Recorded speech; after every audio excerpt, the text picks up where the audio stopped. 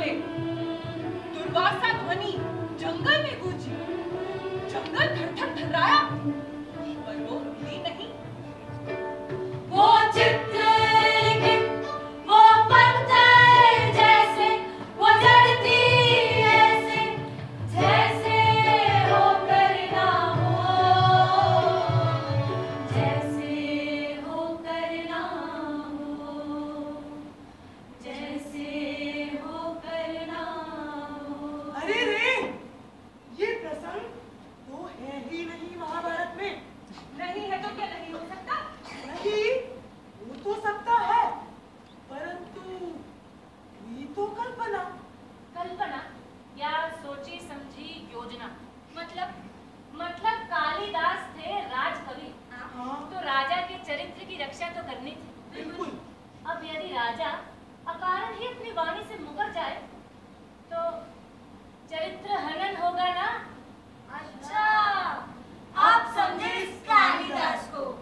अरे समझते रहना बाद में, पहले वहां चलो, कथा आगे बढ़ चुकी है। शकुंतला को सजाया जा रहा है। तो फिर हम यहाँ क्या कर रहे हैं? चल।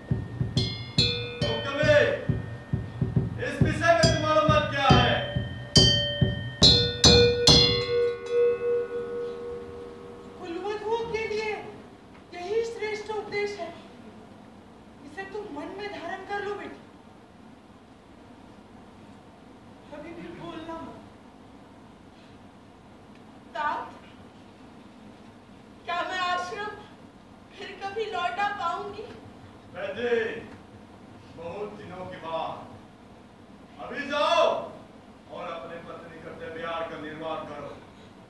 दुष्यंत के आते पुत्र की मां बनो और जब वो राजा अपना गया बार उस योग पुत्र को सौंपकर मुक्त हो जाए, तब तुम दोनों पति और पत्नी यहाँ आके रह सकते हो। जाओ बेटे, अब प्रस्थान होने के समय आ गए। शरद्वत जी कहाँ है? हम यही है गुरुदेव। बेटा, बहन को माफ दिखाओ।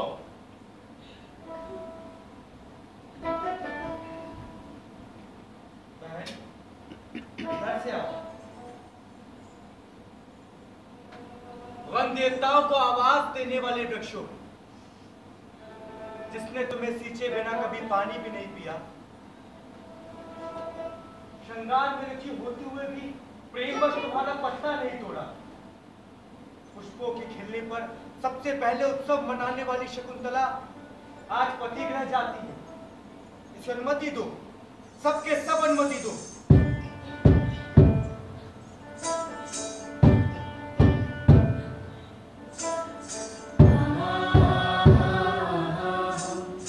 Ah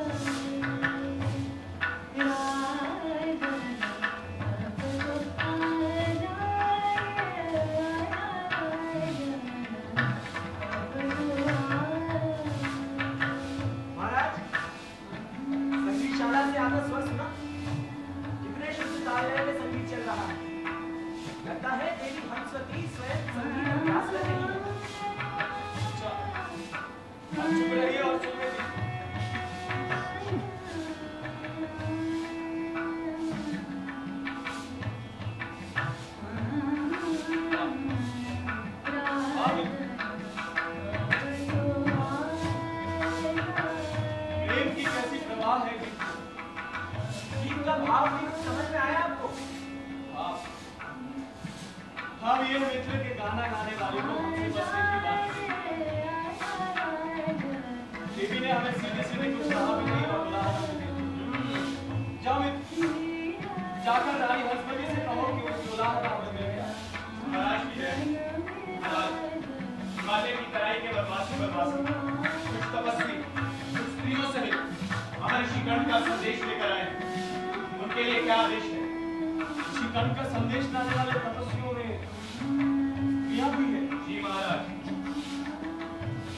जाओ जाकर उपाध्याय सोमरथ से कहो कि वैदिक विधि से उनके सत्कार करें और फिर उन्हें लेकर आए। हम तब तक इनके शाला में प्रतीक्षा करेंगे। जैसी महाराज की आज्ञा।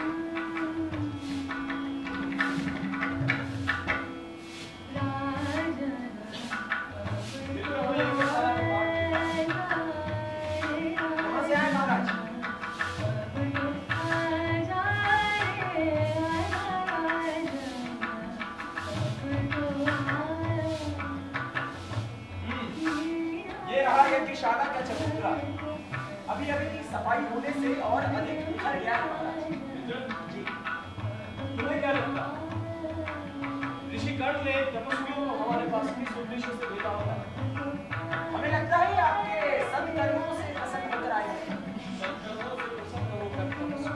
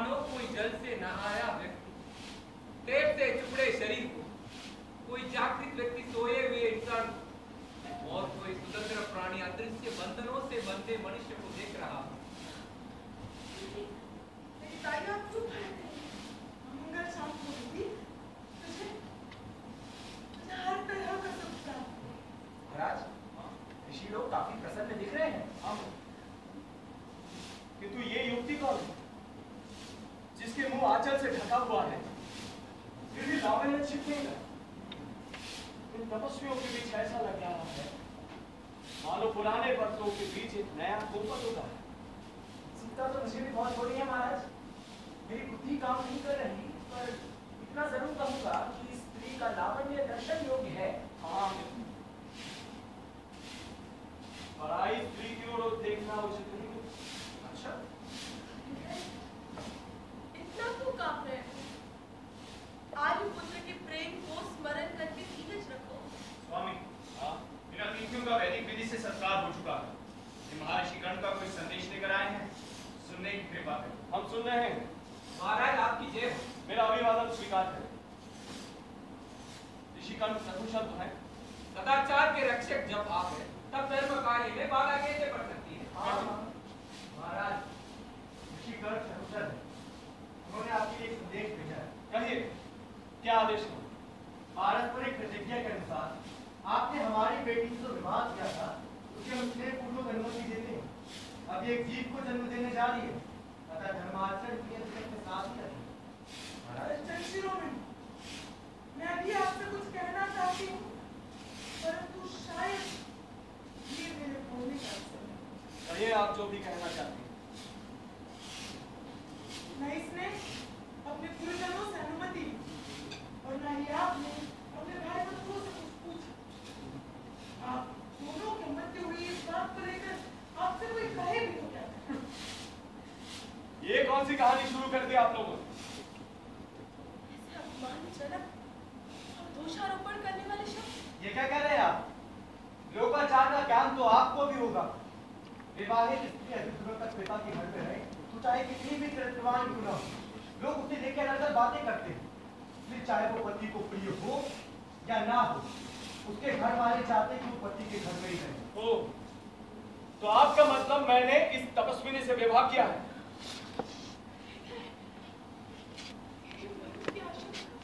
सत्य हो रही है। अपने किसी कृत्य से रुचि होने पर उसे नकारना राजा का धर्म नहीं। आपकी साधारण पे मुझ पर यह कपोल कल्पना कर रहे हैं। मैं देख रहा हूँ जिनको ऐश्वर्य का घमंड होता जाता है उनका मन विचारों से भ्रष्ट हो जाता है। आप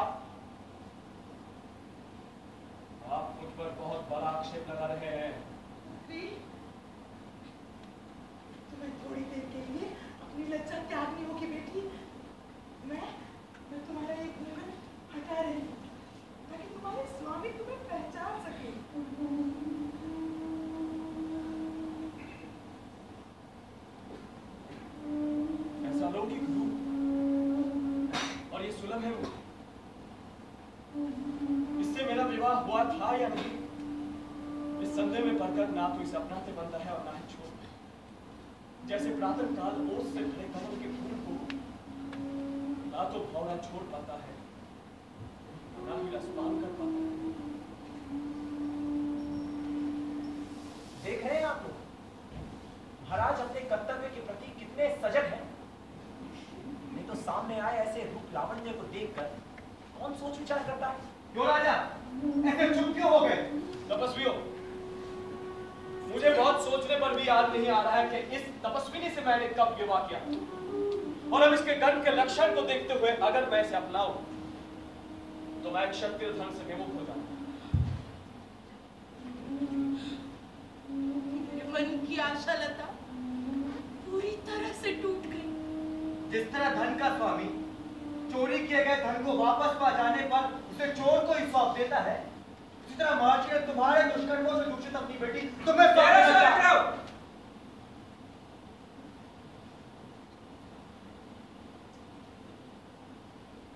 शकुंतला, हमको जो कुछ कहना था हमने कह दिया। तुमने इनका उत्तर भी सुन लिया है। अब इनकी विश्वास दिलाने के लिए आपको जो कुछ कहना हो कहो। जो वो अनुराग ही न रहा तो अब स्मरण कराने से भी क्या होगा? लेकिन लोक अपवाद से बचने के लिए मुझे कुछ तो कहना ही होगा। आर्यपुत्र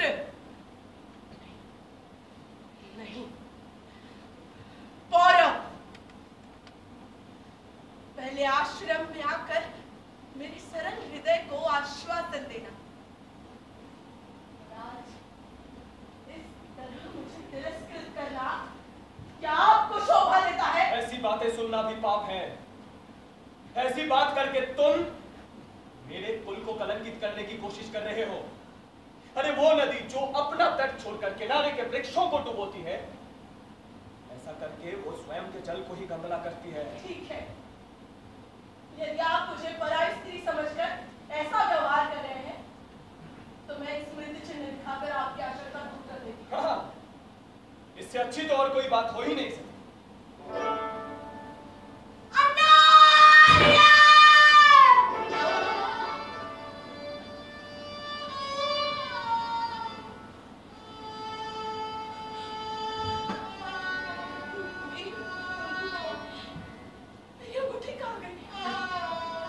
इसे कहते हैं स्त्रियों की सूझ। ये तो भाग्य ने अपना रूप दिखा दिया। मैं आपको और ही क्या दिलाना चाहूंगी? अब तो आपकी हर बात सुनी पड़ेगी। वो एक दिन की बात है जब कमलिनी के पत्ते में आप पानी लिए हुए थे।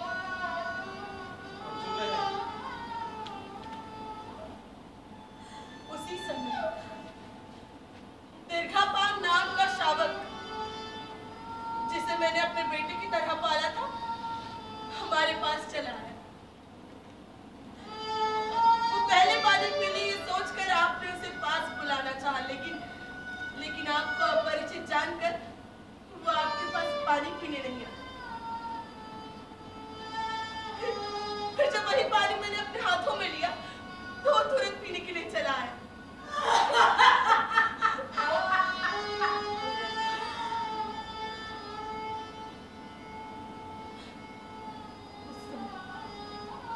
उस समय आपने हंसकर कहा था, सब लोग अपनों पर ही विश्वास करते हैं।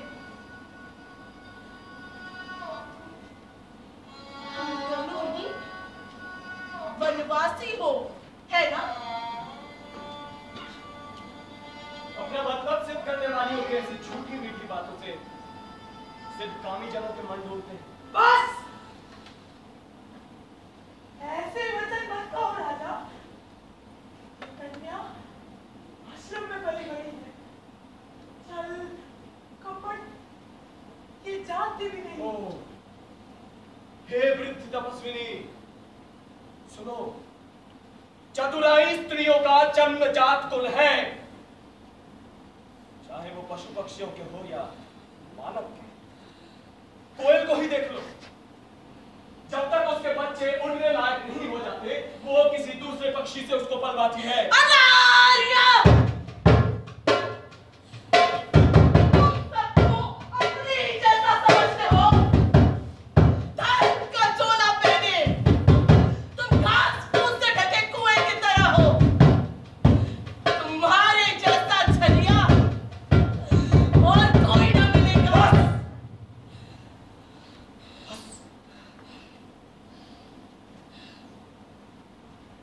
दुष्यंत का चरित्र जग प्रसिद्ध है, इसकी प्रजा में भी कोई ऐसी बात नहीं कर सकता। पुरुवंश, पुरुवंश, पुरुवंश के विश्वास में मैं एक ऐसे व्यक्ति के जाल में फंसी जिसके मुंह में शहद और हृदय में विष है। संयमहीन स्वेच्छाचार इसी तरह मन को साधता है। एकांत में मिलन करने से पहले व्यक्ति को अच्छी तरह अवश्य परख लेना चाहिए। महानुभाव, इस देवी की बात पर विश्वास करके आप मुझ निरपराध पर बहुत बड़ा आक्षेप लगा रहे हैं। आपने उलट वेद तो सुना ही होगा, जिसने छल का नाम भी नहीं जाना उसे झूठा मानो, और जिसने छलना विद्या की भांति सीखा हो उसे सच्चा जानो। अब अधिक कहने सुनने को कुछ नहीं रह गया राजन। हमने गुरु के आदेश का पालन कर दिया है। जो तुम्हारी पत्नी है उसे रखो या छोड़ो तो तुम्हारी इच्छा है। हम जा रहे हैं। चलो वापस। इस दोस्त ने तो मुझे धोखा दिया। अब तुम लोग भी मुझे छोड़कर जा रहे हो। बेटा जाओ। रोती विरक्ति हमें पुकार रही है। मिस्टर पति द्वारा छोड़ी गई ये बेचारी अब साथ आएगी। अपराधिनी, तू अब क्या स्वतंत्र होकर रहना चाहती है? ये जान ले शकुंतला, अगर राजा की बात सत्य है तो तुझ जैसी कुल कलंकिनी के लिए कोई आसरा नहीं। और तू ये सोचती है कि तेरे सब में दम है तो तुझे पति के घर में दासी बनकर भी रहना पड़े ना, तो रह। हम जा रहे हैं।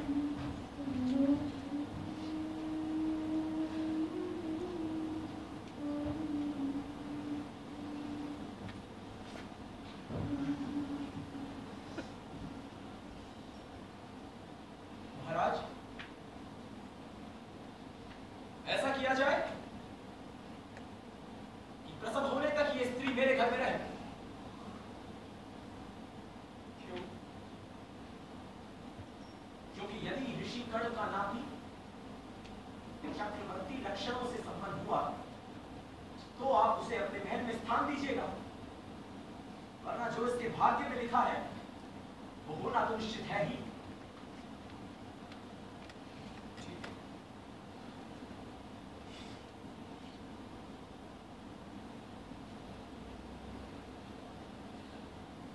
हाँ बेटी, मेरे साथ आप